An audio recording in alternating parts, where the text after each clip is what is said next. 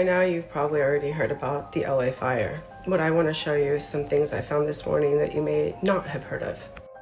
First, I want to remind you that for some time, Los Angeles has been part of the C40 Cities Initiative. This is the smart city plan for the entire world. This video from this morning reminded me so much of Lahaina that I decided to do a lot of deep digging.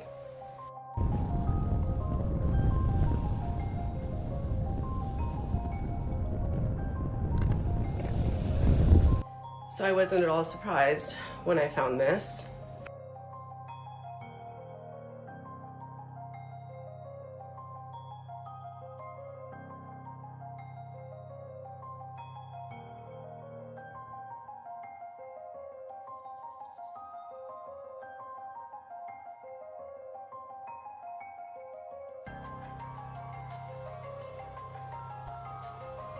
On this one too.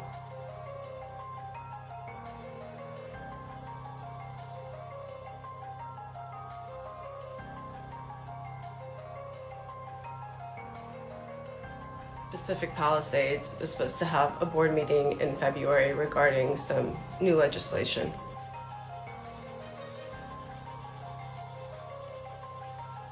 But by far, the most disturbing thing I found was this right here, Smart LA 2028.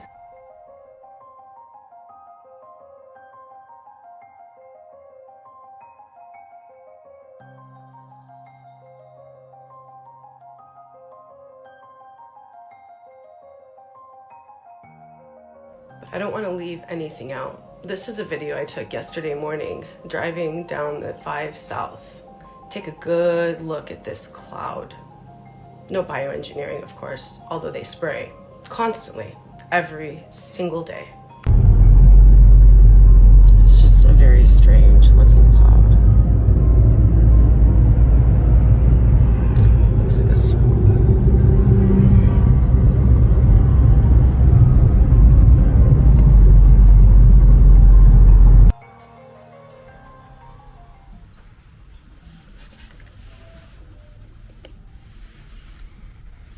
Yeah, nothing is ever what it seems, folks. It's never what we're told. So it's been a few weeks since I've done a video. As I mentioned to you, I was going travelling and I just needed some time off.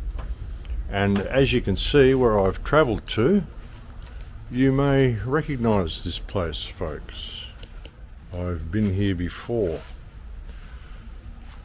But yeah, I'm back here for the moment. And it's good to be back. I don't know how long I'm going to stay. It's very different to how I left it. The whole climate in Australia is just crazy. Control, massive amounts of control, massive amounts of surveillance, and just not a friendly atmosphere. You know, I still love the place. It's a beautiful, beautiful place. And I still love being here. I still love the country. I still love the people. But it's just changed. It's so expensive. Incredibly expensive here to live now, folks. One of the highest costs of living in the world. Australia is one of the most resource-rich countries on Earth, with one of the lowest populations on Earth, and should therefore have the highest standard of living in the world. But it doesn't. It actually has the, I think, second highest cost of living in the world. I think second only to Singapore, which is of course ridiculously expensive. But yeah, back in Australia for the moment, folks. It was an interesting journey to get back in here. I'll tell you a little bit about that a bit later in the video. But for now, yeah, I'm back. This is my shed where I was living. It's now a print shop. But that's just the way it goes. A few changes here, a couple of trees gone out of the yard and a few things like that. But on the whole, much the same place. And hasn't the world gone crazy since I did my last walk and talk? Trump is continuing to show us that he's a demented fool whose first allegiance lies with Israel. I mean, everything he's doing is supporting the Israeli state. I think he's given like $16 billion in aid to Israel now, which of course they're using to buy weapons to continue their genocide. And what's happening in Palestine is horrendous. They're also bombing, like they're bombing Gaza again now. Of course, the ceasefire talks broke down, as we predicted they would, because Israel was never going to allow a ceasefire. That's not what Israel's about. Israel just wants to wipe the whole place out. Israel is currently bombing Lebanon, bombing Gaza, and bombing Syria. Of course, all in line with the Greater Israel Project. This is what we predicted they were going to do, and it's exactly what they're doing. And the treatment is horrendous. The treatment that the Palestinian people are receiving. You know, the Israelis are saying they're urging the Palestinians, the Gazans, they call them Gazans, to leave the combat zone. But of course, all of Gaza Strip is the combat zone, and if you move, they shoot you. That's just the way it goes. If they don't shoot you, they kidnap you. And what they're doing to the Palestinian prisoners they kidnap is absolutely horrendous. The amount of amputations that you're seeing among prisoners, all because of the way they're treated in custody. Check this out. There are doctors reporting back to the United Nations on the inordinate number of amputations that are taking place among Palestinian prisoners. Unnecessary amputations. As soon as October 7th took place, the entire Israeli prison system enacted a new regulation that Palestinians who are incarcerated are not permitted to walk. Meaning, to get from point A to point B, you have to crawl on your hands and knees. And if you object, if you speak in more than a whisper, you're beaten with a truncheon or a piece of rebar. They'll break your legs, they'll break your arms, and then, God forbid, they'll amputate them because they become infected. Human rights violation that the entire world is overlooking, they're choosing to overlook. And criminally, the US government has elected to just pretend it's not happening. Yeah, that's the way the Israelis operate, folks. And this is why I've been speaking out about this so much, because it's such an important issue. And as I've said, if we don't deal with it, then the way of Palestine will be the way of the world. And Trump is just showing that this is what his administration's all about. He's just a warmongering administration. They're bombing the Houthis. They're totally supporting the Israeli genocide of Palestine. And if you speak out against it, you are seen as being involved in hate speech, which is completely ridiculous. The hate speech is actually the government legislation which is preventing people from speaking out and calling the truth about what's happening. That itself is hate speech. Like the new hate speech laws here in Australia are pretty hateful in themselves. They're basically designed to prevent free thought, designed to prevent open discourse or discussion about anything that the government doesn't want you to discuss. If you discuss anything the government doesn't want you to discuss, it's determined to be hate speech. Figure that one out. But that's the way they're going with it, folks. And Trump is just pushing everything. He's pushing this whole Russia-Ukraine thing still. And, you know, they're de-escalating a lot over there. I mean, ceasefires and all sorts of stuff. As we predicted that there would be a ceasefire, Trump will be seen as the savior and all of that sort of crap. He's deporting massive amounts of people out of the United States, anybody who protests against the Israeli genocide. He's not just deporting illegal immigrants, he's deporting legal immigrants and basically anybody who criticizes Israel, as is his plan, and as we predicted all along, folks. You know, it's just crazy. It's absolutely crazy. You know, Israel is carrying out a genocide and basically a world takeover, and nobody's allowed to question it. People are questioning it in their own way. I mean, a lot of people are arcing up about what Elon Musk has been doing as well. Of course, they're going out and destroying Tesla vehicles and Tesla dealerships and all sorts of stuff like that, which is completely ridiculous, folks.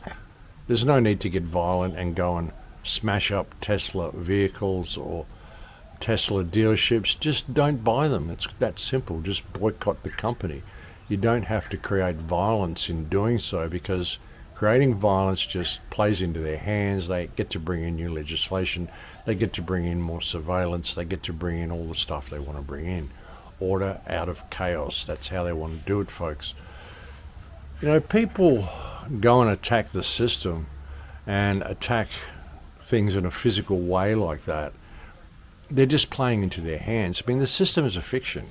If you're fighting the system, you're fighting a cloud. So why not just view the system as being a fiction and disassociate from it? Just don't have anything to do with it. I mean, that's the way I've always lived my life, and it seems to have worked quite well. But, you know, they want violence. They want to really bring the people to a point where they're going to rise up. I mean, what they're doing in Australia for you folks, I'm amazed that people haven't risen up already.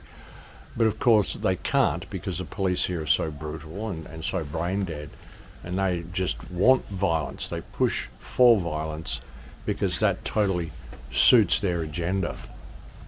So yeah, I mean, people are arcing up about Musk, but you know, they're doing it in the wrong way, folks. Like I said, just boycott his products. You don't have to smash up the vehicles. Just boycott the vehicles. Don't buy them. Just don't have anything to do with them.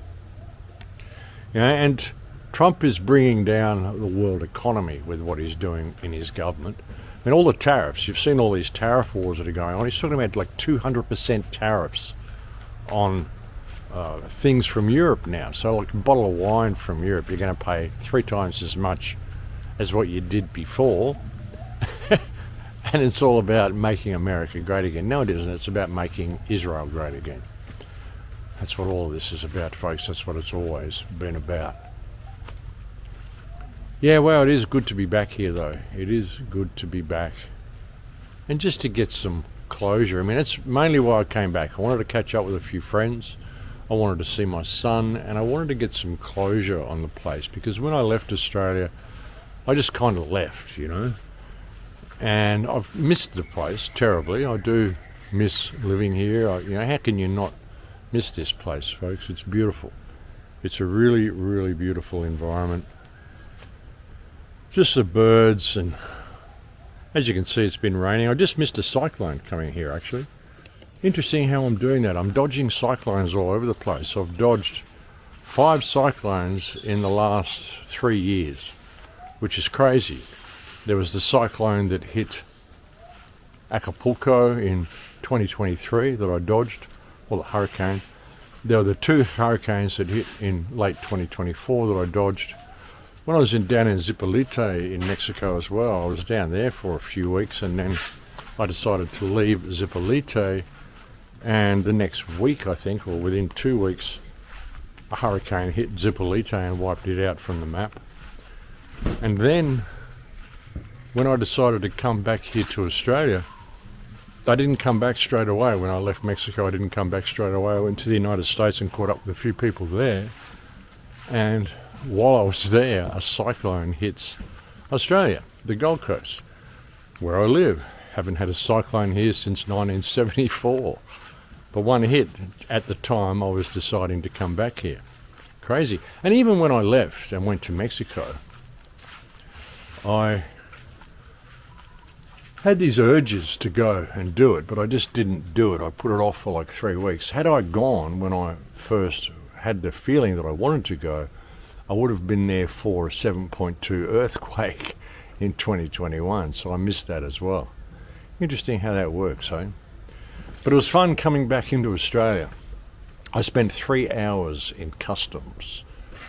It's just crazy. They went through my belongings with a fine-tooth comb, and they confiscated my cell phone, the de-googled cell phone that someone had given me, because while I was in transit, someone sent me a video that was related to the Melbourne synagogue firebombing, which we know was a false flag carried out by Jews. Of course it was. So obviously was. But there were new hate speech laws introduced into Australia because there was a caravan I've mentioned before. There was a caravan that was found full of explosives with the address of a synagogue in it. And they said, oh, this is a big terror attack that was going to be waged against the synagogue. Weeks later, the Australian police identified that as being a fake terror attack, a false flag, which we named it on day one that it was a false flag. But the Australian police also confirmed that it was a false flag. But irrespective of that, based on that event, the finding of the truck full of explosives, Australia introduced new hate speech laws. And these laws came into play about 5 days before I came back into the country. And as I said, while I was travelling, someone sent me a video related to the Melbourne synagogue firebombing. And the police determined that this was terrorist content, that I was importing terrorist content into the country. Now bear in mind, this is a video that was sent to me on WhatsApp. I hadn't opened the message, I hadn't seen the video, I didn't even know that the video was on my phone, and yet they seized my phone and won't give it back because they said I was importing terrorist content. Figure that one out. Like I said, for a video that I didn't even know I had, someone sent to me while I was in transit, and I didn't even know I had the video on the phone. I mean, I didn't actually even really have the video on the phone because I'd never opened the message or downloaded the video. The police would have opened the message and downloaded the video themselves, but just the fact that someone sent it to me saw me as being held liable for it. Interesting how that works. And something else they did while they were going through my luggage, because they were kind of pissed off because it was a de-Googled phone, it had a graphene operating system. They forced me to unlock the phone for them, pending a heavy fine and possible detainment. So I unlocked the phone for them, and they couldn't access any of the apps on the phone. They couldn't access the operating system. They couldn't basically download and clone the phone or mirror the phone or whatever it is they do. Because all of these Androids and all these Googled phones, there's some code that the authorities can put in there, and they can just download the entire content and history of your phone and send it off to forensics and go through it and see what they can bust you for, see what you've been saying that they don't like. But apparently they can't do that with the graphene operating system. So they were there for 2 hours trying to find out what was the content of this phone. And there basically is no content on the phone because I don't use the phone. All I use it for is because I have my banking app on it. But I had to open WhatsApp on the phone, and so I could clone it onto my computer. And so they found that video on WhatsApp, and that's all they could actually access was WhatsApp. They couldn't access anything else, and so they were kind of pissed off about that, I think. So they said, well, terrorist content, and they seized the phone. So of course, and I said to them, well, it's got my banking app on it. I can't access my funds without that banking app. And so of course they said, well, ring your bank, don't worry about it. They just took the phone anyway. So I haven't had any access to any funds while I've been here in Australia, which has been kind of tricky, but that's just what they do. But yeah, they seized the phone. And what else they did was they stole my control stick from my Osmo Pocket, the control handle that I use to do these walk and talks. They were looking at it, I saw them looking at it, and then when I went to do a walk and talk here on Monday, I think it's now Thursday, but on Monday I got all ready, got prepared, and was going to come here and do a walk and talk, and realised I didn't have any control handle for the camera. And I searched my luggage, and no, it's gone. It's completely gone. They literally stole my control handle. So they knew who I was. The police also showed up during the search of my luggage and said, we've been in contact with Brisbane CIB, and you have to hand your shooter's license back over because it's been revoked.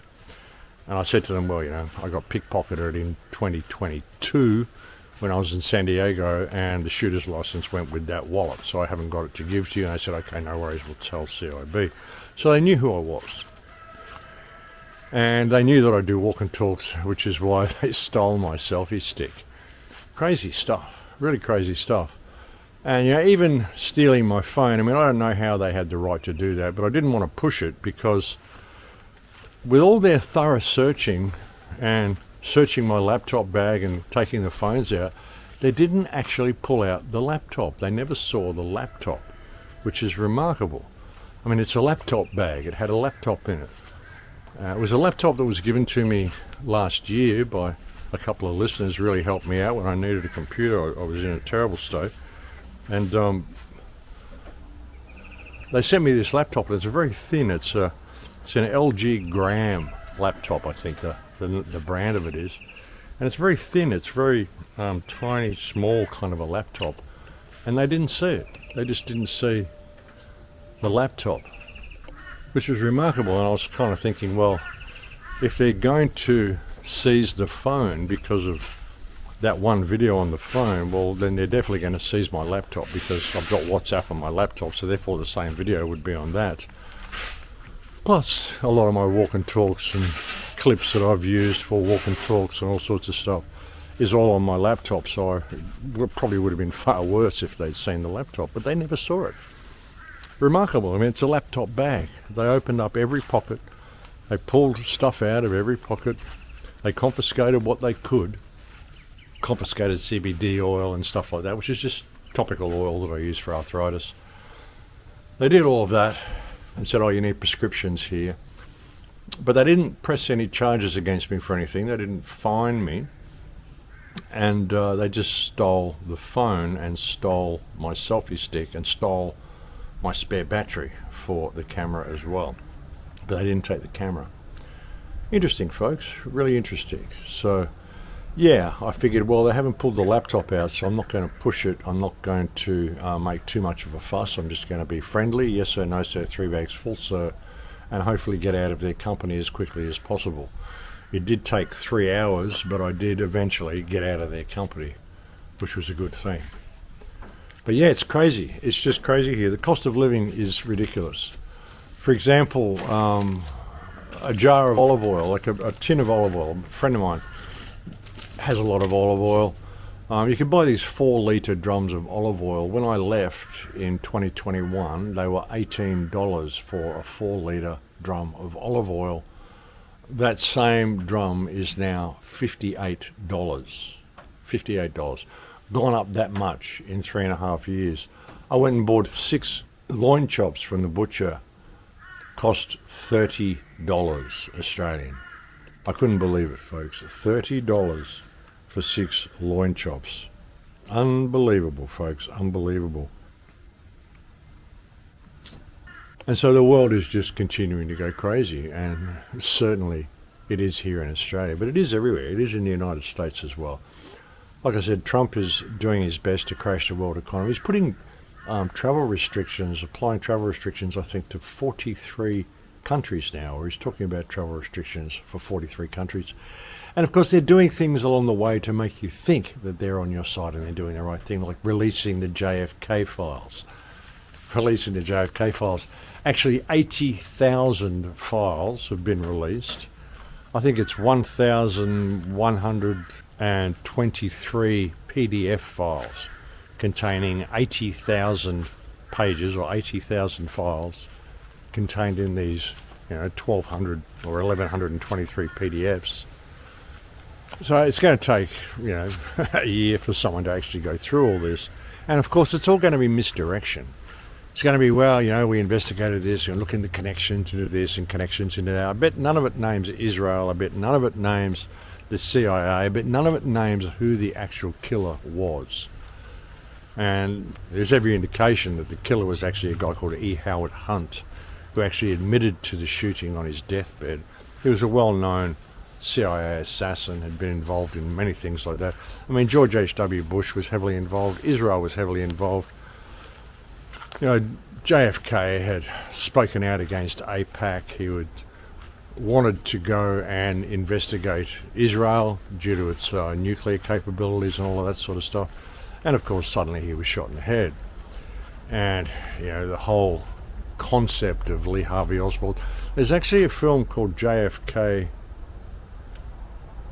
There was a film that came out like years ago starring Kevin Costner called JFK. And when that came out, there was a conspiracy film that came out called JFK, or the real JFK files, or something like that. I mean, I can't remember what it's called. I've got it on one of my hard drives, but they're all back in Mexico. And it showed you basically what went on there, how the alleged killer, Lee Harvey Oswald, was actually an FBI agent. And that all of them knew each other. Lee Harvey Oswald, Jack Ruby, all of these people knew each other. They were all associated with each other. None of the killings and even the assassination of Lee Harvey Oswald, none of it really made sense. The whole thing was a staged operation. So, he can release the JFK files and stuff and say, look, he's doing the right thing. He did the right thing. He's helping the people. He released Ross Ulbricht from jail. He did all this stuff. But ultimately, he's just an Israeli puppet, and he is serving the Israeli agenda right down the line, folks. And it's going right around the world. I mean, all the hate speech laws that are coming in here in Australia are all in support of Israel, all to stop the criticism of the genocide of Palestine and what's going on in Syria, which is absolute brutality, all under the guise of Arabs killing Christians and Arabs killing other Arabs. Oh, it's ISIS is out of control. ISIS is Israel. All of the heads of ISIS are Israel and always have been. I mean, ISIS, Israel Secret Intelligence Services, they even named that as what it was like 20 years ago, their new secret intelligence agency. They said, well, if it had an acronym, it would be ISIS. And of course, that's who ISIS is. It's all being run by Israel. See, Israel's about to take over the world. Israel believes their new Messiah is going to come, I think, in 2027. And they're really pushing to be in control of all things in that time. And Trump is even saying now, is it possible to run for a third presidency? Because he's so loved. He's the saviour of the people. It's ridiculous. There's even his press secretary the other day, he was complaining about France and all that sort of stuff, saying, well, I'd like the French to remember that if it wasn't for the United States, the people in France would be speaking German right now. Well, that's not strictly true. And if it wasn't for the people in France, America wouldn't exist, because who won the American War of Independence? They were flailing until the French arrived and supported them and helped them and actually gave the United States the Statue of Liberty after the event. They're actually asking for that back now. The French are saying you need to give us the Statue of Liberty back because you're sort of shitting on us and you're shitting on the world, and America really isn't the land of liberty anymore. So it's interesting how all this plays out. Of course, it's all theatre, but it's interesting how it plays out, isn't it? It really is. It's got to the point, folks. I mean, I even wonder, why do I do these videos? All the stuff that's happened. I mean, I've tried to talk about all this for the last 17 years on air and prevent all of this stuff happening, prevent the world from ever degrading to the point that it has. And it really is degrading, folks. It's degraded massively since that time. And you look at what's happening now, and you've got to wonder, is it really worth even doing this? I mean, is it really worth trying to save a world that doesn't seem to want to save itself? There's a nice little stone statue top there, eh? Lots of interesting stuff around the place. As you can see, the house has been painted. It was yellow last time I was here. The Maloka and everything's still looking really good. Yeah. And what's really happening now, I mean, all the advent of AI and all that sort of stuff, this is all the stuff we warned about. You might remember years ago, like in 2009, I think, or maybe 2010 in Transformation, I spoke about the fact that they're creating computers out of living human brain cells. Well, they've just announced that, yes, they're doing that. There's an Australian startup company which has created a new computer out of living brain cells, human brain cells. It calls them captive human brain cells. That's very inspirational, isn't it? Captive human brain cells. Who do they capture them from? Captive brain cells. It's an interesting way of putting it, isn't it, folks? I've often talked about how consciousness could be contained within a mainframe. And of course, all the stuff they show you, all the new tech that they show you is actually old tech. I mean, if they're showing you, it's because they can already do it. They're not developing it. They've already got it developed, and now they've got to create some sort of a scenario to make you believe it's just new technology and this is kind of where it's going and this is what they're inventing and there's exciting new times ahead.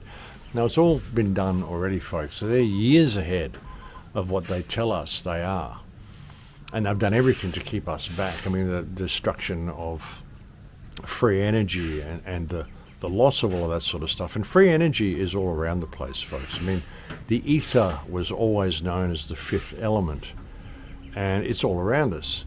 Even with what Tesla was doing, I mean, he was just looking at ways of wirelessly transmitting energy.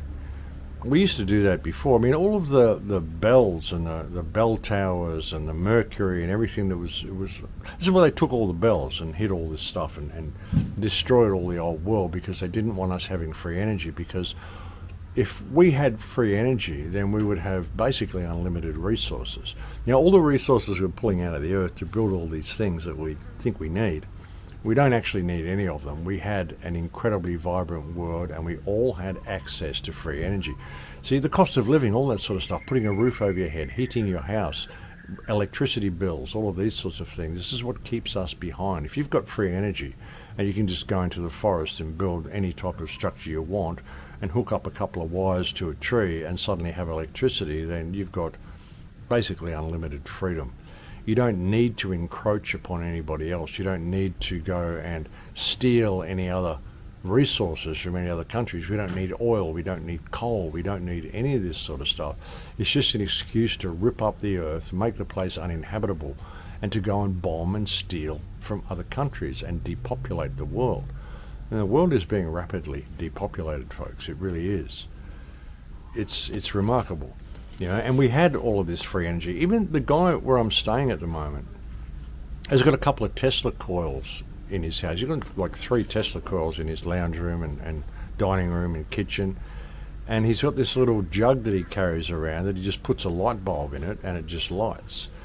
And with these coils, I mean, they're running off like a 9-volt battery and things like this, or a power supply. He's got a big one in his lounge room which runs off a power supply.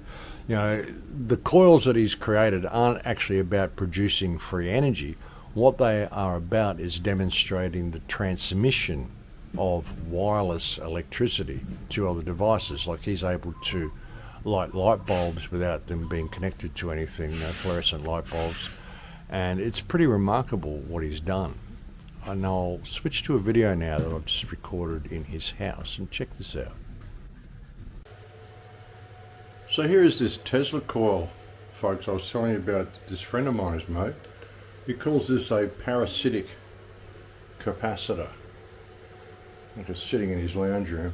I don't know whether you can see at the very top here where that wire's coming out at the top. There's a little flame coming off the end of that wire there, and that is what is connecting with the ether and making the connection back down to here. Like I said, it's got a power source, but what it's about is the wireless transmission of energy. So you check this out, spin this around so you can see it and you can see me. Hopefully you can see it. There it is, it's right there, I'm standing next to it. See this? This is a fluorescent globe, and there's no connection between the globe and the device. There's no connection here on the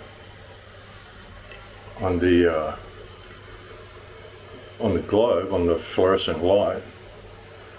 A bit all over the place here, folks, but as you can see, this is connecting. I touched it, shouldn't do that. This is lighting up. You see, when it comes close to the capacitor, it's lighting up. Quite amazing, really, that it's doing this. If you can see the coil behind me, I don't want to touch those cables, but you see how this is lighting up. It's quite remarkable. Like, I'll spin this around again. There's the coil, and here's the bulb. You see that?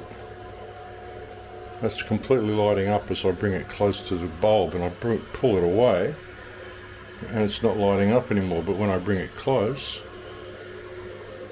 so a bit all over the place with the camera here, folks, but see, it lights up when I get close, and actually gets quite warm when it gets close to the device, which is amazing.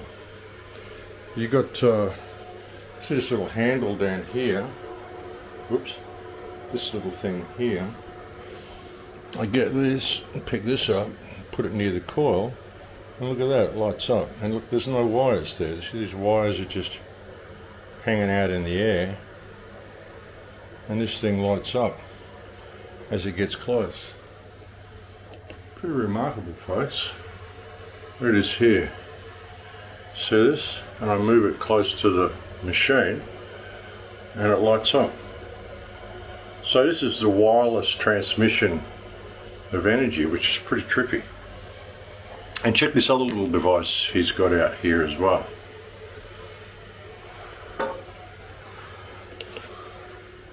This little thing here, this is a little jug that he carries around. It's kind of like his night light. There it is there. A little Tesla coil. You turn this on and it lights up with no wires attached. Again, you've got this little wire sticking out of the top. You just take this globe out of here. There's no connection.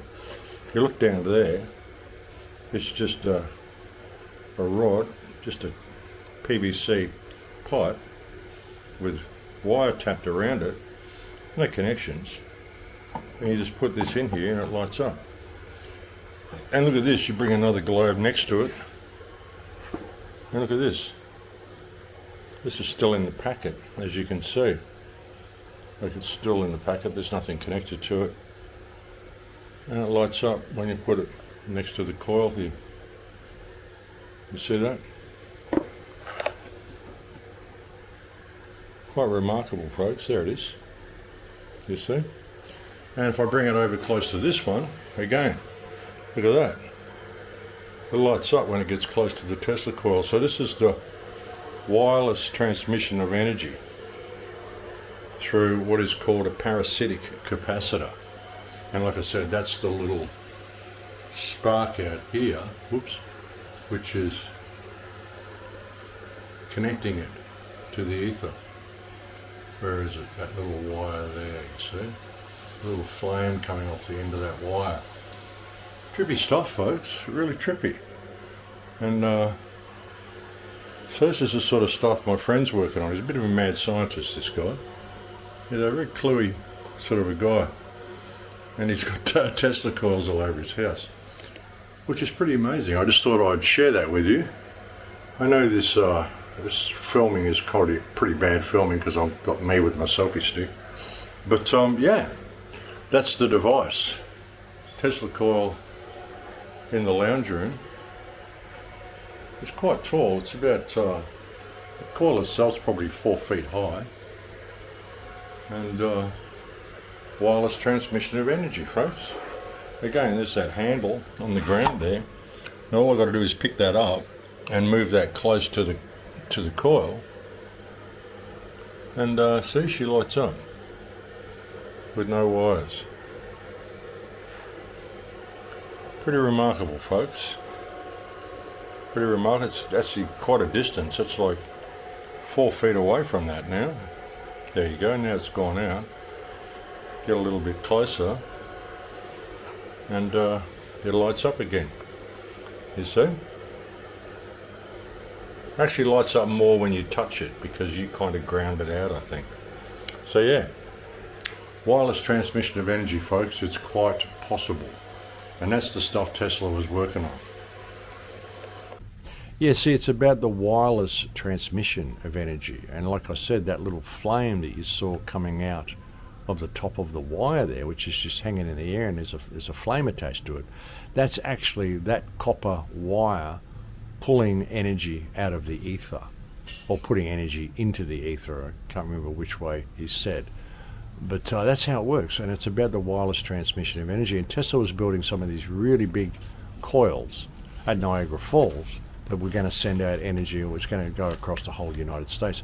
And all you would have needed in a device like a toaster or an oven or a sewing machine or even a car would be a Tesla coil receiver in that vehicle, and you would pick up the energy that was being transmitted from his towers. So, you know, things like the Tesla company having its electric cars, it's an absolute fraud, because these cars contain huge lithium batteries that you have to go and charge up. That isn't what Tesla had in mind. Tesla had in mind a car with a coil in the car that was literally picking up energy from the ether You would never have to charge it up. It would go all the time. And that's what he was setting these big coils up at Niagara Falls for, which is why they shut him down and never completed the project, because they weren't going to be able to meter it and charge people for electricity. So even Elon Musk stealing the name Tesla for his vehicles is disgraceful, because he's actually doing the exact opposite of what Tesla wanted to do with his technology, and indeed what Tesla technology even actually does. So he's an absolute fraud. I mean, it's understandable why he is so hated, but I mean, again, folks, there's no point just going and destroying Tesla cars and destroying Tesla dealerships. That's not going to achieve anything. It's just going to work and play into their hands. What you've got to do is just boycott the company. That's what's going to make a difference. Violence, it just plays into their hands, folks. There's no hope for us by employing violence. And there might be people out there say, well, that's crazy, you know, you need guns to get rid of these people. Well, I don't think you do. You know, the whole system that they're pushing on people is a puppet show. It's an act. You know, these are all actors, all these people. Presidents and prime ministers, they're all actors. And it's your belief that the system is real, which is the whole problem. That's the core of the issue altogether, folks, is people's belief that the system is real. When you know it's a fiction, there's nothing really to fight against, you know. You just got to look at it through a different type of eyes, I think, you know. But yeah, I mean, looking at all this stuff, I mean, is there any point in even coming and doing these videos, folks? I mean, the world's going to hell in a handbasket, and it's not going to change until people stop complying with their own slavery. I've done 16, 17 years of these videos, trying to prevent us from ever ending up in the situation we're now in. Now we're in this situation. It's just nuts. Absolutely nuts. You think of what we had. You think of what we had in the old world. And you think of what we still could do. If people simply just did it. You don't need violence to do that. All you've got to do is stop complying with their system. Step outside it. You know, if you figure out how this free energy stuff works, well, use it. Deploy it in your own home. Put the specs and the designs online so other people can do it, and just step away from it. I mean, if everybody did it, it would make a difference. But, you know, is everybody going to do it? That's the thing. I mean, even with what I do and what Jeff does and what other people in the independent media do, because we get so much support, I get so many positive emails and you get so many views on your videos and all this sort of stuff, you think, wow, you know, the world is waking up.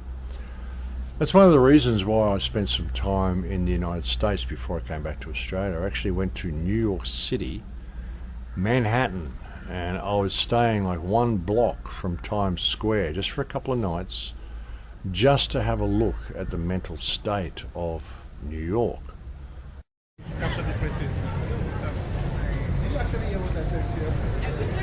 Times Square.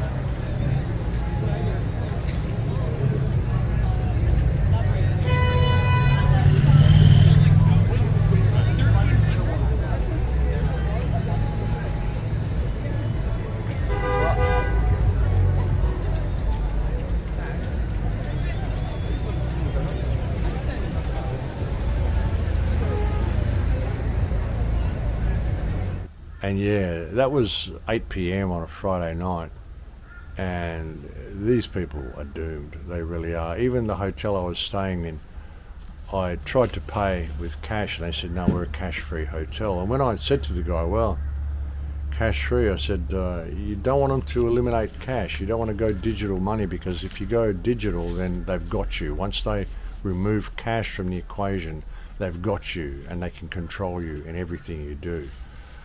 And the guy sitting at the desk, who had this kind of, he was a black guy, and he had this kind of sideways haircut, and he looked very feminine. He was like, ooh, you know, he was very shocked that I would say such a thing. And I just thought, wow, you are completely doomed. You are so asleep.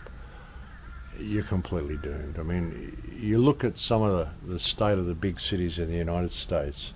You know, if you really think people are waking up, go and have a look at some of these places, and you'll realise that, wow, America has fallen. It's already fallen. And unless the people stop complying with what the American government is doing, then the world's going to fall with it.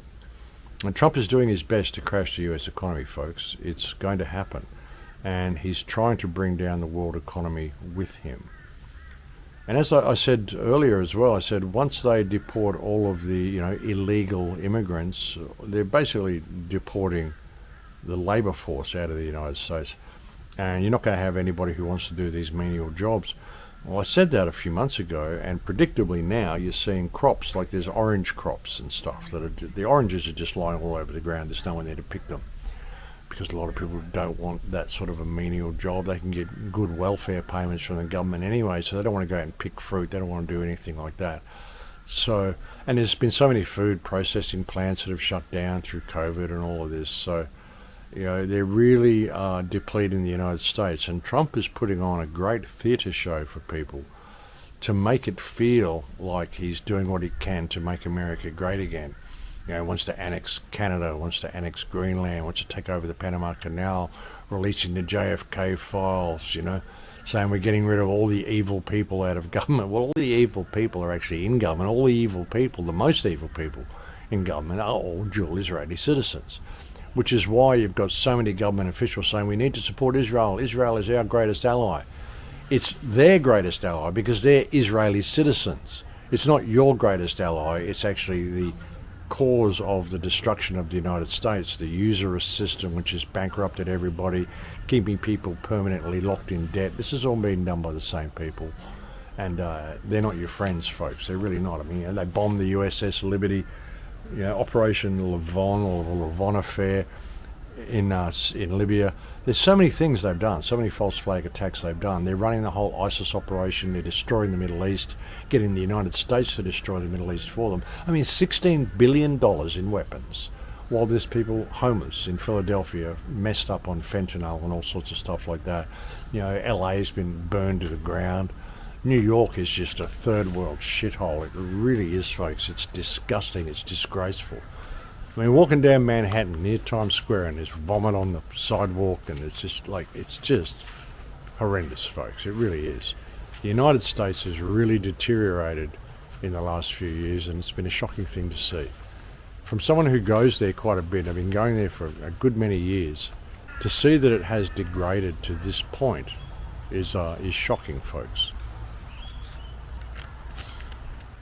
But I mean, even in saying that, folks, I mean, like I said, I'm just kind of repeating myself on these videos. What do you do in the face of what we are facing as a species? What do you do? All you can do is try to encourage people to stand up for themselves and to view the system as the fiction that it is. It's like a big TV show. I mean, if you didn't have a TV and you didn't have a cell phone, how would you know any of this sort of stuff was going on anyway? How would you even be complying with any of it? If they suddenly started doing this and you weren't being programmed by the news reports and by X and Twitter and Instagram and all of this stuff that they feed you, how would you even know any of it was going on? Wouldn't you just be living your life? That would be a much better way to be. But what do you do in the face of this? I mean, I can encourage people to stand up, but again, they want you to give them some sort of a format, some sort of what do you do? What do you mean stand up? How do I free myself? What is the steps I need to do? Well, the steps you need to take are to simply acknowledge your own value and realize that no one's here to rule you. You don't have rulers. You don't need rulers. If you operate in integrity, you don't need any of that stuff. But the world is just, it's like a roller coaster that's completely out of control. It's like a ship sailing at full speed off the edge of the earth, and there's no captain, there's no pilot. It's just like a train with no driver. It's just careening down the tracks, and it's heading for ultimate disaster, and it's just going around and around in circles, and eventually it's going to fall off the tracks and everyone's going to be looking for who to blame. When they could have stepped off the train at any time, you could step out of this system at any time, folks. And with the destruction of Palestine and the destruction of the Middle East and the destruction of our countries along with it, and like it's hard to see. I mean, you look at this place, it's paradise. You look at even Australia, and it's a beautiful place, but the cost of living is incredible. You can buy food appliances, like you can buy frying pans and sandwich makers and coffee machines and all sorts of stuff, dirt cheap now. All the appliances are really, really cheap. But you can't afford any of the food to prepare in these appliances. And even with the cyclone they had here, I mean, they really put the fear into the people, told them it was going to be this huge, devastatingly destructive event. And it filtered out and ended up being a Category 2 cyclone, which actually reduced down to a severe rainstorm, really. So it was a complete non-event. But there was power lines that came down, there were trees that came down, and they made sure that they've spent weeks, like it's been like roads have been closed for 10 days. The place where I'm staying at, they had no electricity for 10 days. They could have got it on a lot quicker than that, but they didn't, because they didn't want it to seem like it was a non-event. They didn't want to lose face. They wanted you to think, oh no, we've got all this destruction and we need to take all this time repairing it. And no, it was a non-event, but they just don't want you to think that. They want you to think it's worse than what it is. There's roads closed all over the place, and when you drive through the parts where the road's closed, the only reason the road is closed is because there's council vehicles parked there. They're not actually doing anything. You know, it just slows down traffic and it slows down this and just inconveniences people. And that's their plan, folks. Like I said, they don't want to lose face and have to admit that it was a non-event. But it was, and that's just the way they operate. So yeah, I mean, like I said, what do I do with these videos? What do I come on and talk about? You know, it's just been the same kind of thing. I prefer doing the conferences, actually. Going and talking to people in real time. Just meeting people, traveling. There's a conference supposed to be happening here in Australia in June. It was May, but it's June now. It's an award conference. But I honestly don't know whether I'll be here in June. I don't know whether I will last this long. I really don't. I mean, I want to catch up with my friends, which I've done. I wanted to arrange some of the stuff that I've still got here and move it to other places. I mean, I've still got a lot of stuff here. I will eventually come back here. But I wanted to sort all that out. I wanted to see my friends, and I wanted to see my son. And I should be seeing my son within the next couple of weeks. But apart from that, I mean, I've done everything else that I had planned to do, that I even came back for. So I just don't know how long I will actually be here. It's kind of a weird thing. And when I leave again, I honestly don't know when I will come back. I mean, if ever. Now, as I said, I can't move back into the shed for the moment because it's been turned back into a print shop. A lot of people say, well, why do you want to live in a shed anyway? I love the shed. It's a beautiful shed, and I was happy in the shed. I've actually been happier in that shed than I've been anywhere else in my entire life that I've ever stayed. And I do miss it. And once it becomes available again, well, maybe I will come back to Australia. But for the moment, I just don't know. So I'll probably head back to Mexico soon. I've got to go to Europe in September and speak at Geopolitics. You can probably get tickets for that already, folks, as well. And if you do want to come to Geopolitics in September in Liberland, next to Serbia, well, in Serbia, Croatia, around there, the border between the two, then you can get a ticket from, I think from the Acapulco website. You'll be able to get a ticket. Use my name, Egan, for a 10% discount. You probably get tickets to the next Acapulco as well, which is going to be held again. The last Acapulco that they had in February was actually in Acapulco, but I think that's the last time it's going to be held at the Secret Garden in Acapulco. Now they're talking about moving it to somewhere like possibly Puerto Vallarta or something like that. But it will be happening, and again, you can get tickets for that as well. The link's below for an Acapulco, and you can use my name, Egan, and get yourself a 10% discount. But that's my next sort of conference thing. I mean, I've got this thing here in June, Whether I'll be here in person or whether I'll do it virtually, I still don't know. I don't know whether I will still be in Australia in June. But if I am, then I'll probably be there in person. Otherwise, I'll be doing it virtually. And then the next conference after that is Geopolitics in September. And that's kind of the plan. I mean, you maybe just kind of float around and then end up in Europe in September. Possibly be here in June, like I said. I really don't know at this stage. And then, go to Geopolitics in September, and I plan to be back in Mexico before the end of the year. So and I'll bring you walk and talks while I'm here in Australia. I won't be always coming here and doing them at this place. I just wanted to come and do my first walk and talk after my break back at this place, so you know where I was.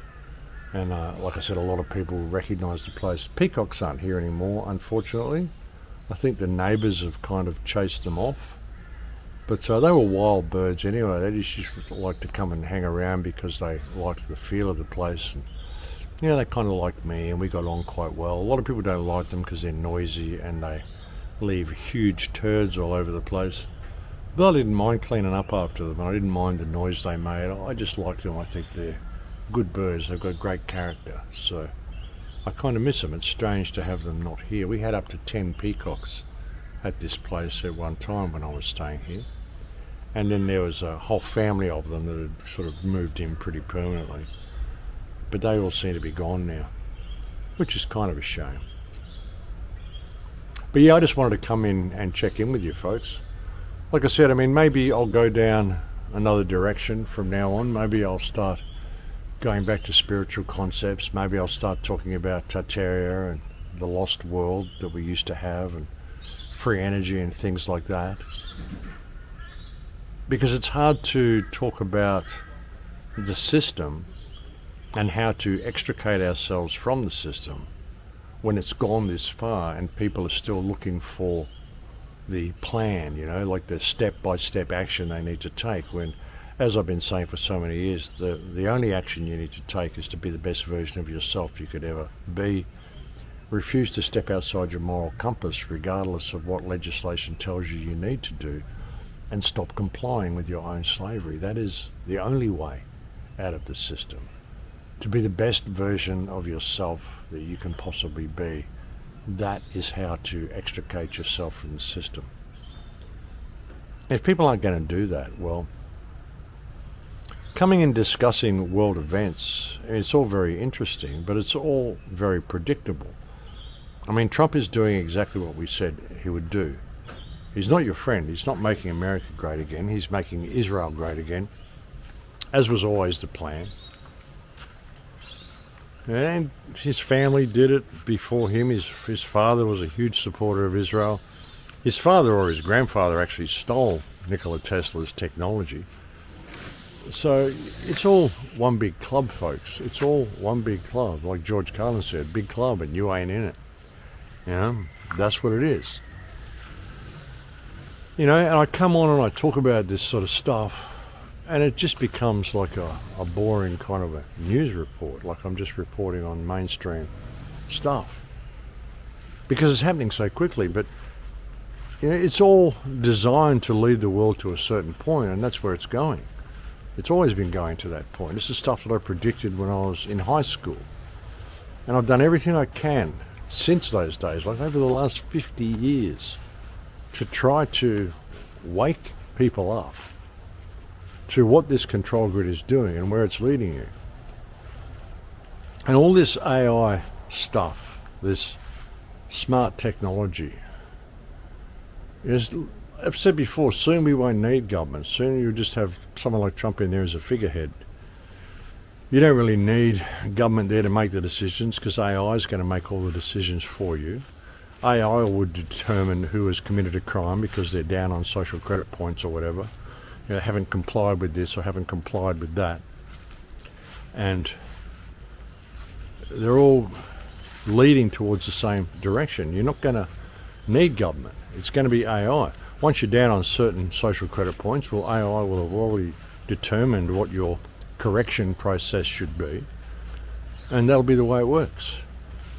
So you're not going to need judges, you're not going to need lawyers, you're not going to need a court system. All you're going to need is the AI system and the enforcement officers who go and pick up people who have offended or dropped below social credit points or carbon credit points, or whatever they want.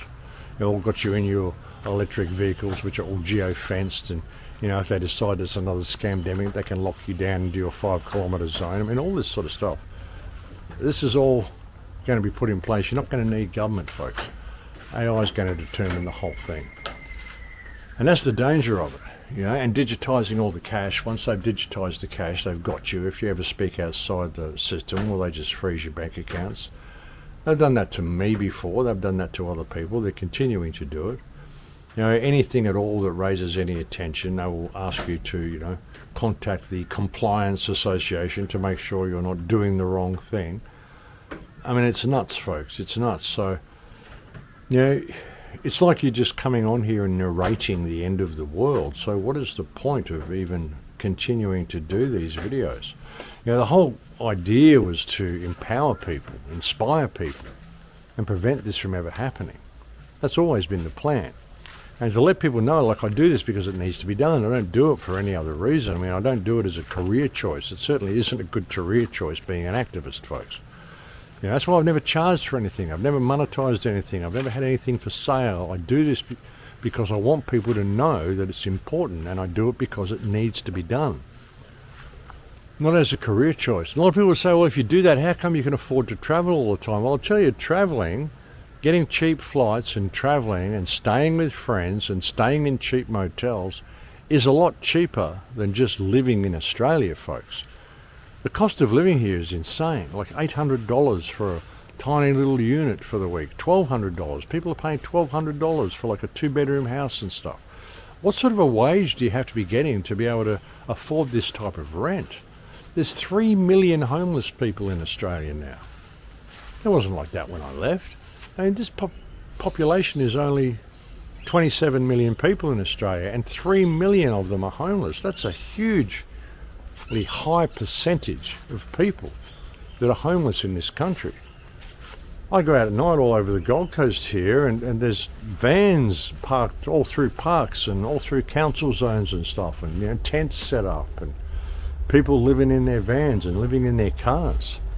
It's crazy, folks. It's absolutely nuts. And that's what the world's become. And like I said, for $58 for a drum of olive oil, $30 for 6 chops, 6 lamb chops. I mean, it's ridiculous. How can anybody afford to do this? The price of everything, like $6.60 for a bottle of milk. It's just ridiculous, folks. It's like $6 or $7 for a loaf of bread. Unbelievable. Unbelievable. And that's just happened in the last 3.5 years since I've been away. The price of everything is like literally tripled, if not quadrupled, in the time that I've been away, which is only 3.5 years. I don't know how the people haven't noticed this. I guess they have. But it's nuts. It's absolutely nuts. See, what do I come and talk about besides narrating the end of the world? It's kind of crazy, folks. Kind of crazy. But yeah, I think that's about all I've got to say. Like I said, I mean, I could go through all the details of all these things that are happening, go through all the news reports and all the stuff like I normally do. But is there a point to that? I mean, there's so many people out there in the independent media that are bringing you, okay, the JFK files have been released and this is happening and that's happening and all the information's out there. But like I said, it's just like you're narrating the collapse of society, the collapse of the world. And that's no way to empower people. So there's got to be some empowerment comes into these videos, which is what I originally started off doing. That was the original intention. So yeah, crazy stuff, folks. But anyway, I'm going to leave it there for now. Again, same thank yous I always give. Thank you to all the people who send me so many kind emails. I haven't responded to many of them at all. Like, I've been mostly offline for the last 15 days or 3 weeks. I've been mostly offline. Like, I haven't even been on the internet. Where I'm staying at the moment's got like the worst internet connection in the universe, I think. Stuff I haven't experienced since back in the days of dial-up. Actually, I think dial-up was actually a little bit better. Poor guy like I'm staying with, he's been having this battle with the phone company for the last 8 years trying to get the internet connection that he's actually paying for. And all they're saying is, well, you know, go digital and get a cell phone and do this and do that. And he's going, no, I want a landline. I want to use my computer. I want to get the service that I'm paying for. And poor guy, I mean, it's horrendous service that he's got. But yeah, thank you to all the people who do send me so many kind emails. And like I said, I'm at a bit of a crossroads, folks. So I don't know what I will be doing from this point. I honestly don't know where I'm going to be. I don't know what country I'm going to be in. Of course, it's limited to how many countries there can be, and I can only really be in Australia or Mexico because they're the only places that I have any type of residency. And I don't have to do border jumps and stuff all the time. But I do have friends all around the world. I've got plenty of places to stay. It just means I have to do border hops when I'm there. But I've got to figure out where I really want to be. And I've got to figure out what direction I want these videos to go in, or even if I want to continue doing these videos. I mean, there's got to be a point to it, you know what I mean? The point of it all has been freedom. And that freedom is rapidly being eroded from people. And as I said, you know, the way of Palestine will be the way of the world, and we're fast heading towards that now. I mean, there's areas of the United States that virtually look like Palestine now. Admittedly, they haven't been bombed, but they're getting pretty decrepit. And it's happening in all Western countries. Western countries are being infiltrated. The population in Western countries is being displaced. And nobody seems to really be doing anything about it because they believe they can vote people in and vote people out, and it's the politicians that are going to make a difference. No, it isn't. These are all billionaires. They don't care about you. Why is it that every politician is a billionaire? How does that work out? And they enter office with maybe just, you know, a couple of 100,000 in savings, and then they get in office, they've been in there 3 to 5 years, 10 years, and suddenly they're worth, you know, 20, 30, 40 million on their wage, which is like, you know, only like $250,000 a year. So how do they suddenly accumulate all of this money? Because they're all bought and paid for, folks. All of them are bought and paid for. So you're not going to get any remedy from the system. The only remedy you're going to get is when you realise the system is fiction. And that's been the point of the whole thing. That's what I've been trying to say to people for years and years. So what do you do from this point? What do you do from this point, folks? So I have to figure out a purpose for these videos. If the purpose is just putting people in fear and pointing out the obvious and pointing out how bad everything is, well, is that a good purpose? If it isn't empowering people and leading towards positive change, then what is the purpose? Maybe I should just talk about more human things, spiritual enlightenment, advancement of the soul, ancient history, what's been stolen from us, and what we could possibly get back. But again, is there a point to that when we're moving into this totalitarian dystopia? Is by doing that and just discussing spiritual concepts and things, well, am I ignoring the obvious? Am I ignoring the fact that we're in a train that is heading for a cliff, and unless we step off this train, it's going to destroy everything? I mean, how do you ignore that? How do I talk about spiritual concepts and positive concepts in people's lives, knowing that there's a genocide going on in Gaza, and I'm not talking about it and I'm ignoring it? How do I do that in any conscience? So like I said, folks, I'm at a bit of a crossroads. I've got to figure out where I'm going and what the point of this exercise actually is. You know, or should I just disconnect altogether and go and live on the mountain and watch the freak show and watch the world collapse from a distance? These are the types of things I've been thinking about. I mean, you know, like I said, I'm at a crossroads, folks. But yeah, I mean, thank you to the people who do email me and stuff anyway. And thank you to the people that still support what's going on. Actually, if you could give me any support, folks, I could really use some at the moment. I'm in a bit of a difficult situation here at the moment. And if you ever thought of making a contribution, now would be a good time to do it. I know I've said that before, and I know everybody's having a hard time at the moment, but I guess it's just coming for all of us. So, yeah. But if you can support me and offer any help this month, it would be great. Obviously, there's been virtually no contributions this month because I've had virtually no videos come out this month. But yeah, maybe just think about that. But of course, I mean, look after yourself first, because everybody is having a hard time at the moment. But thank you to all those people who have contributed in the past. I really do appreciate, folks. You are the only people who have kept this show on the road. Again, if you do want to come to Liverpool or in Acapulco, you will find the links below. You can go and get tickets. Get in early and you'll get cheaper tickets. So it's a good idea if you're thinking of coming to get the early bird tickets. And you can use my name, Egan, as the coupon. Same if you want a Tesla machine as well. I actually brought my Tesla machine to Australia with me, but it got damaged in transit and won't switch on now. So that's another reason why I'm thinking of going back to Mexico pretty soon, because I want to get the Tesla machine fixed. I had hoped to use it on my sister while I was here. She suffers fibromyalgia, which of course, you know, complicates all sorts of other issues. And I really was hoping to use the Tesla machine on her, and so was she. But unfortunately, it doesn't work at the moment. So I've got to take that back to the people in Mexico and get them to look at it and repair it. My friend here who builds the Tesla coils and things tried to. He had a look at it. The switch was broken, the on-off switch. We replaced the switch. And he can't see anything physically wrong with it. Like, he can't see anything blown or anything like that. But you still can't get it going. This statue here, folks, is obviously a fountain statue. She's got the jug, which is supposed to have water coming out of it. It's cool that he's got this sort of stuff around the place. I do miss this place, folks. It's a great place. Really good. And I did enjoy living here. And I probably will again at some stage. But yeah, so I can't use the Tesla machine, which is a bit of a problem. And I can't access my bank accounts at the moment, which is a bit of a problem. And I've also got some crypto in limbo at the moment. I transferred some crypto from Bitcoin into USDT, and they put the transfer on hold. The compliance company put the transfer on hold. I've got to send them photo ID and all sorts of stuff.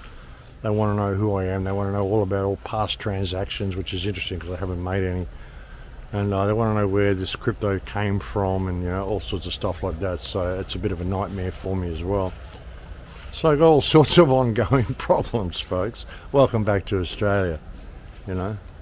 So yeah, like I said, I don't know how long I'm going to last here. I'll be lucky if I last a month, to be honest, folks. It's just this feeling of oppression. Just this feeling of control in this country, and it's such a beautiful country, and it's such a shame to feel this way about it, but that's just the way it feels. So yeah, interesting how it all works, isn't it? You know, we go full circle, come back to our roots. But like I said, I did want to come here for some closure anyway, so at least I've got that. But anyway, I'm going to leave it there for now. And like I said, thank you to all the people who send me so many emails. Thank you to all the people who have made a contribution. Thank you to all the people on the front line. Thank you to all the people in the alternate media. Do keep a lookout for this event here in Australia as well in June. It's being run by Jamie McIntyre. I'm not sure where it's going to be. Gold Coast Auditorium. Wherever that is, Gold Coast Auditorium. I haven't actually heard of the place. It's probably Broadbeach or something like that. Might even be where David Icke spoke last time he was here. I'm not sure. I think that was the conference centre. I don't know, folks. But the poster says Gold Coast Auditorium, wherever that may be. So check that out. And I will be speaking at that, whether it's in person or whether it's virtually. Will be figured out in the next month or two when I decide whether I'm going to stay here or not, and how long I'm going to stay here. I've got a pretty nice place, not too far from here, that I can stay in, which is really good. I've had a friend sort of provide a unit for me, which is really good. And that's the thing, folks. You know, if you're a good person, good things happen to you.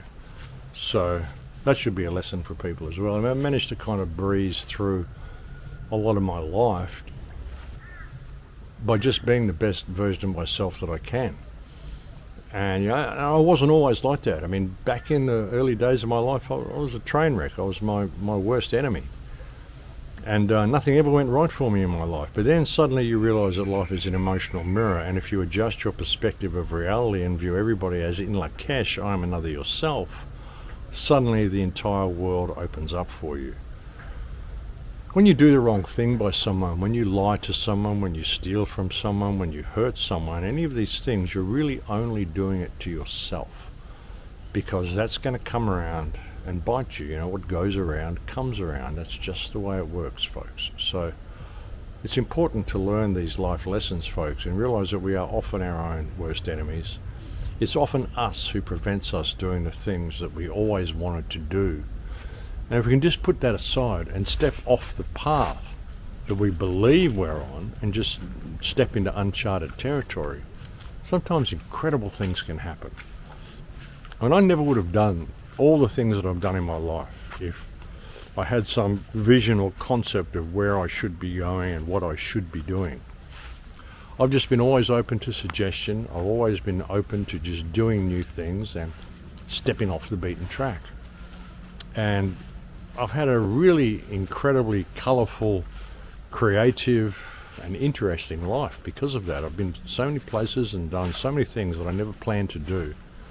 Because as I've said before, if I did plan to do things, I never would have done all the stuff that I've done because I would have had other plans. So I never really fell into that trap.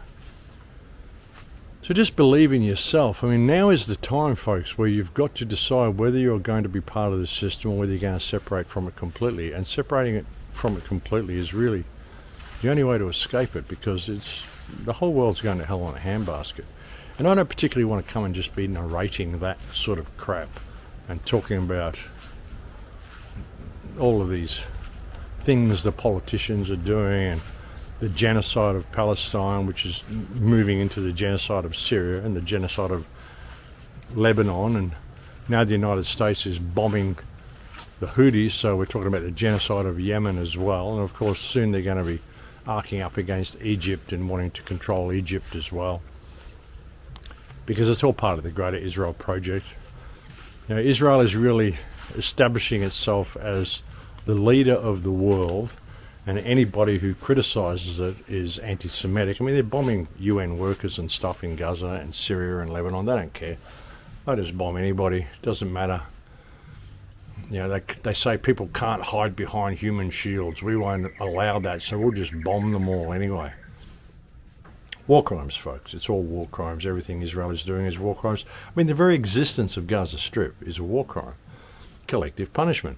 Even if there's people like in Hamas and these people in there that are doing the wrong thing, apparently, we're being told, all created by Israel anyway, but even if there's factions in there that are doing the wrong thing, putting the entire place under blockade is collective punishment, which is a war crime.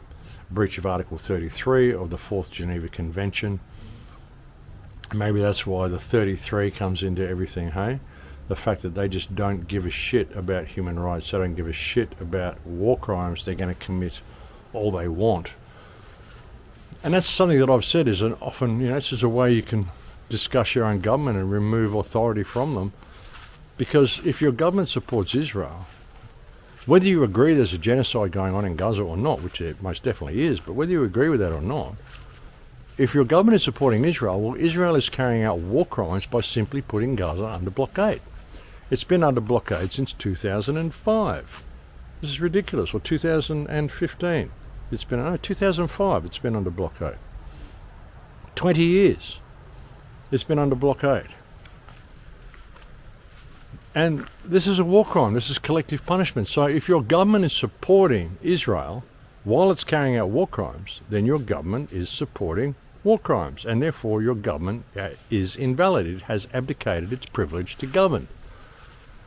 Because there isn't any country on earth where it says, yes, you should support war crimes. It's against the law in every country on earth to support war crimes. And all of our governments are doing it. So therefore you owe your government no obedience. You owe them no respect.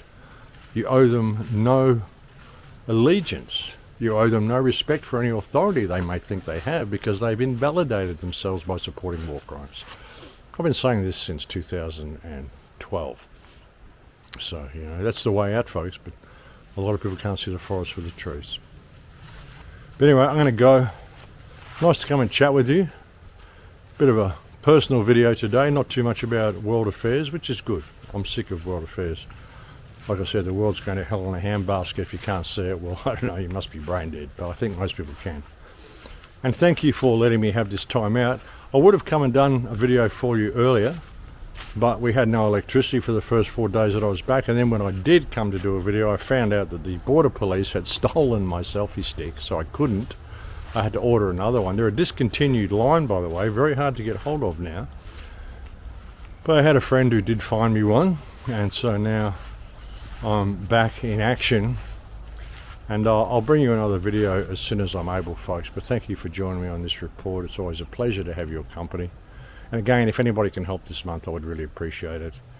And please take very good care until we speak next, which won't be long. It'll just be a few days. I'll bring you another video once I get a little bit more settled where I am. And I'll look forward to speaking to you then, folks. Please take very good care until then. In Lakesh.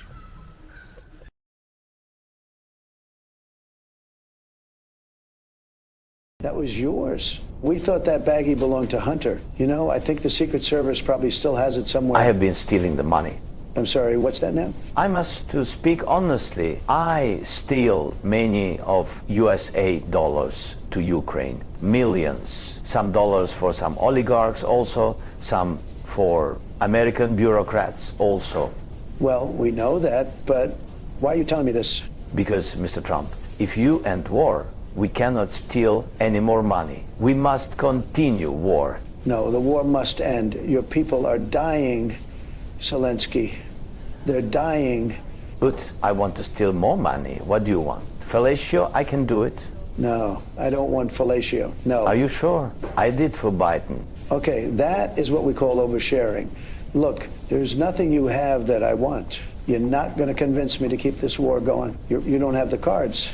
I not play cards. No, I know you're not literally playing cards. It's a metaphor. It's like I'm playing 4D chess and you're playing checkers. No, I not play checkers. There is no checkerboard, you see. Okay, let's try this. I am in the driver's seat, okay? Do you understand that expression? No, but we are not in car. No, you're right. You're right. We're not in a car. That's true. Listen, Mr. Trump, I am actor/comedian. I crave attention. Since start of war, I get worshipped by presidents. I'm worshipped by Hollywood. If war ends, no more attention, no more worship. With all due respect, Mr. Trump, this war must last forever. I tell you what, if you agree to end this war, we will do a remake of Friends, and you can play Ukrainian Chandler Bing. How does that sound? Oh, I love the Friends. This is favorite show of me. I am such a Monica. Fantastic. Okay, so let's sign the thing, and then I'll go show you the room where Bill Clinton and Monica Lewinsky did it. Oh yes, this is funny because I just say I'm such a Monica. Maybe we will go in a room and you can be Bill Clinton and I will be Monica. Yes? You know what? Forget the room. Let's just sign the document. Does anyone have a pen?